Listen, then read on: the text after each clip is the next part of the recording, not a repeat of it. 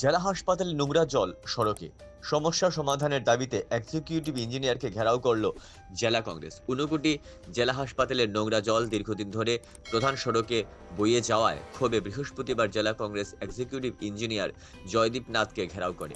বিধায়ক বিরজিৎ সিনহার নেতৃত্বে প্রায় 1 ঘন্টা ঘেরাও চলার পর ইঞ্জিনিয়ার ঘটনাস্থল পরিদর্শন ও অস্থায়ী সমাধানের আশ্বাস দেন।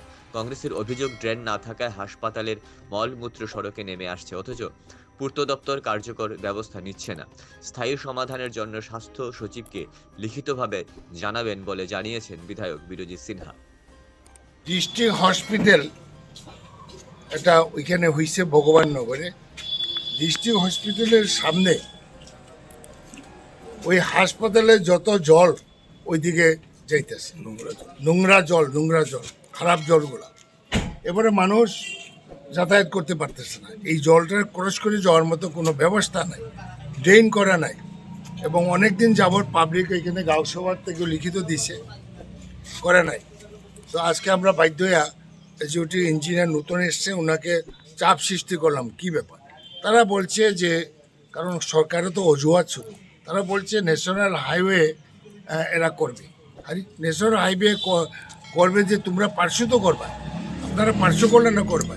তো আমি সব জানার পরে আজকে হেলথ সেক্রেটারির সঙ্গে কথা বলবো এবং হেলথ সেক্রেটারিকে আমি একটা লিখিত দেব ইমিডিয়েটলি যাতে সেটা করে। তারপরে এখন আমরা রিকোয়েস্ট করেছি, ডিমান্ড করেছি যে 1-2 ঘন্টার মধ্যে যাতে এক্সিকিউটিভ ইঞ্জিনিয়ার দলবল যায়, গিয়া এই নোংরা জল কীভাবে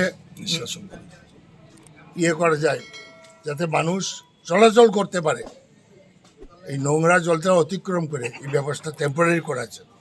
উনি যাইব 1-1.5 ঘন্টা পরে এই আশ্বস্ত করছে এবং তারাও থাকবো পঞ্চায়েত। লেখাপড়ায় করব জয়, 18-র আগে মা নয়। অপরিণত বয়সে মা হলে মায়ের উপর সামাজিক প্রভাব, সমাজে গ্রহণযোগ্যতায় বাধা, যোগ্যতা বিকাশে বাধা, অসম্পূর্ণ শিক্ষা, উন্নয়নমূলক সুবিধা থেকে বঞ্চিত, স্বাধীনভাবে থাকার অভাব, পরনির্ভরশীলতা।